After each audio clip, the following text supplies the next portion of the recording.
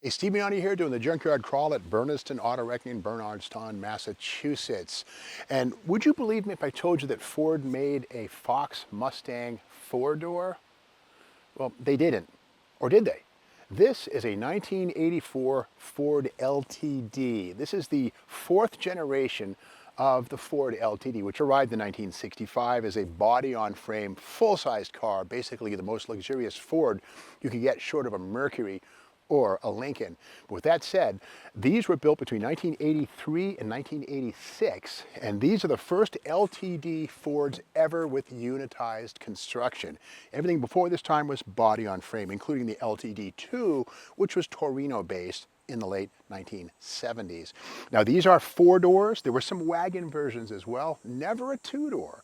And again, the basic bones of this, the Fox platform with a slightly different wheelbase and a different windshield A-pillar and firewall, with the same bones beneath every 79 through 93 Mustang 5.0, LX, SVO, SVT, you name it. The Mustang's bones started right here. Now this one again is a two-tone. The extra cost $117 for the silver and gray two-tone paint. And you're not fooling me. Let's face it, the masking department at Ford's assembly plant would apply the two tones of paint, and then this adhesive backed stripe would cover the ugly blur between the two. That's vinyl. That's a stick-on thing right there. But with that said, these were some of the most popular cars in America. In fact, in 1984, the LTD was America's third most popular family car. So these were made in huge numbers. And again, 1987, these things gave way to the Ford Taurus, which was a completely different, completely new car with front-wheel drive, transverse engines, and frankly, the right car for the late 1980s. But these were kind of, well, antiques in so many ways. And the big thing about these LTDs was they had rear-wheel drive, which is very different from Chrysler's K cars and Chevy's J and X bodies, which were strictly front-wheel drive, much more modern. Ford waited till 1987 to unveil the front-wheel drive. But again, these were very popular cars. But that's a driven axle, 14-inch steel wheel right there. The four-lugged, if you own a Fox Mustang, even a 5.0, you'll recognize that four-lug pattern right there. This will have a 7.5-inch ring gear in the back. Never was the 8.8 used in anything other than the Mustang GT or muscle versions of the Mustang, never in an 8 or in an LTD like this one here. Now inside this we'll see kind of a spiffy interior.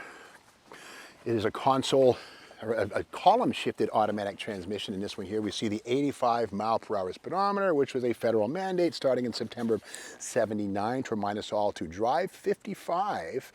With that said, that mandate was rescinded by President Ronald Reagan in 1982, but car makers continued using that 85 mile an hour subliminal speedometer right until the 1990 or so model year.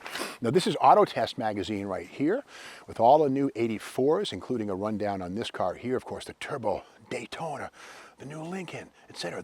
The Renault. There's no way I'll ever have one of these things, but it was a big deal at the time. But here is a rundown on these LTDs. And what do they have to say? They say here that based on the old Fairmont Zephyr chassis, LTD soared to second place behind Escort in Ford sales last year.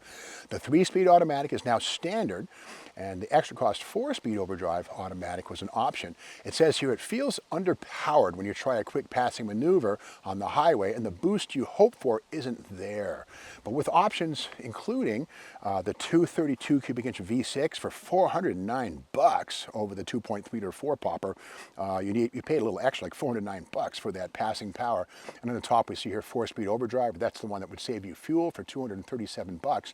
And yes, a traction lock limited slip differential for $95.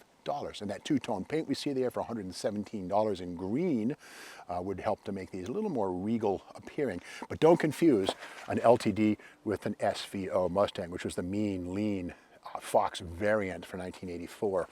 And inside this one, again, this is it's a bucket seat car with a split bench, but something kind of cool that we often ignore. This is the 1985 Ford vehicle lineup, all cars in total. But let's not forget the LTD LX, that car in black on the left with that little pinstripe around the perimeter. These were pretty mean cars. And on the right it says here, they had 180 horsepower, not a bad thing. The high output fuel injected 5-liter, heavy duty suspension. And basically the LTD LX was kind of neat. It had 2 exhaust pipes. They came out the same side, but it was the only LTD with twin exhaust pipes. So if you knew what you're looking at back in '85, you would say, LTD LX. Now again, the 180 horsepower in these things was not the same as the roller cammed 205 horsepower engine in Mustangs, but it was a halfway there step. Now underneath this one, we'll see the rear wheel drive, and again, these are coil springs front and rear, 4-link in the back. And in fact, if you know your Mustang drag cars, that 4-link suspension in the back of this thing, same stuff found under a 10-second Mustang 5.0 with a bottle and a set of slicks. And that's the dinky little 7.5-inch ring gear, a grenade waiting to happen, and that weird iron thing under the drive shaft, that is a weight that helps to negate and balance, or I say cancel, vibration in the driveline. I would say that that's probably about 35, 40 pounds of dead weight, the last thing you want for maximum fuel economy. But the engineers probably said, hey, this thing has some issues. We can tune that mass or that weight out by hanging on axle weights, and that's what that thing is. Does nothing other than help to tame some kind of a harmonic underneath the car. But again, this one here, the hood won't open, but this is a 3.8 liter V6 with the $400 option. I can only imagine how underpowered this thing would be. With that said, the bones of this thing are pretty much the same McPherson struts up front as you find on a Fox Mustang, whether it's an LX or a GT or just a regular little 6-cylinder, 4-cylinder coupe even. Kind of cool here though, the bones of this car here first arrived in 1978. There it is right there, the new fantastic Fairmont and Zephyr. These are Ford's first downsized cars for the 1970s, unit construction on these things. And of course, the same basic bones were also used on Thunderbird in 1981. Yes, the Thunderbird also was a cousin to the Fox platform. And of course, the Mercury Zephyr for 1983, same basic thing as the LTD. And of course, moving on, the Ford Granada. Of course, the Granada came along in 1975 based on the Maverick, and that name, the Granada, went away after '82 to become the LTD from 1983 through 1986, about a 5-year run, thereabouts. Now again, these are front-wheel drive, no such thing as these are rear-wheel drive, excuse me. There's no such thing as a front-wheel drive or even an all-wheel drive LTD. But with that said, these sold in huge numbers, and the vast majority of these things were 4 doors like this. Maybe 20% were wagons, but again, no convertibles, no 2 doors, nothing sexy. The LTD was kind of a luxury car. Now don't confuse this with the Ford Crown Victoria, which was a full-size Ford. Yeah, they still sold those. Cops and people who wanted a luxurious car could buy the Crown Victoria, which was about a 12/10 scale LTD. With that said, the Crown Vic was still body on frame. These are unit construction. So don't make the mistake of considering these things to be just junk.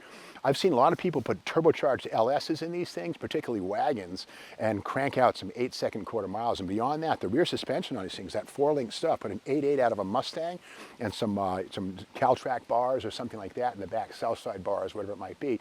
And you can get yourself a traction monster with a hot 5.0 or a Coyote under the hood. So don't discount the LTD Mustang. It basically has the same bones as a Mustang LX. If you like this video, be sure to subscribe to the Steve Maggs YouTube channel. Hit the bell so you're aware of when the next video hits, which is tomorrow morning.